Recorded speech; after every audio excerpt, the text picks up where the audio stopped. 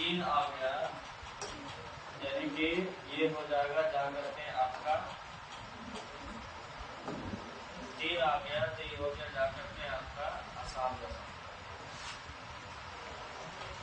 3 नहीं आता तो हो जाता जाकर के शांत दशम।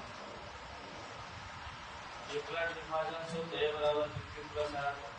A मतलब भाज्य संख्या, B मतलब भाजक, Q मतलब भागफल, R मतलब शेष।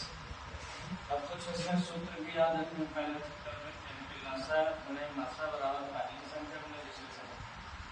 लसा को निकालना है तो ये मासा है गुणा में इधर भागा में है, अगर मासा का आपको निकालना है तो लसा यहाँ भागा में आ जाएगा। अगर ये निकालना है तो मासा लसा गुणा है बी अभी भागा में, तो बी निकालना है तो ए भागा में। जहाँ ए को हम पहली संख्या ले रहे हैं तो बी को दूसरी संख्या। भाज्य गुणे भाज्य बराबर होता है भाज्य, अभाज्य गुणे अभाज्य बराबर होता है भाज्य, भाज्य गुणे अभाज्य, अभाज्य गुणे भाज्य बराबर ही होता है भाज्य।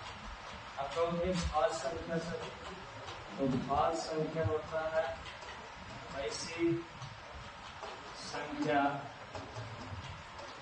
जो एक एवं खुद के अलावा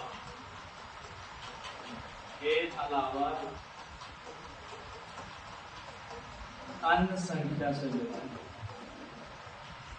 अन्य संख्या से विभाजित।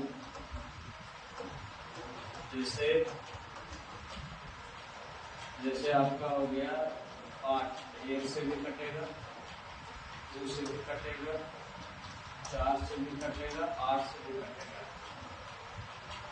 तो ये विभिन्न संख्या से एक के अलावा किसी और दूसरे संख्या से भी कटता है।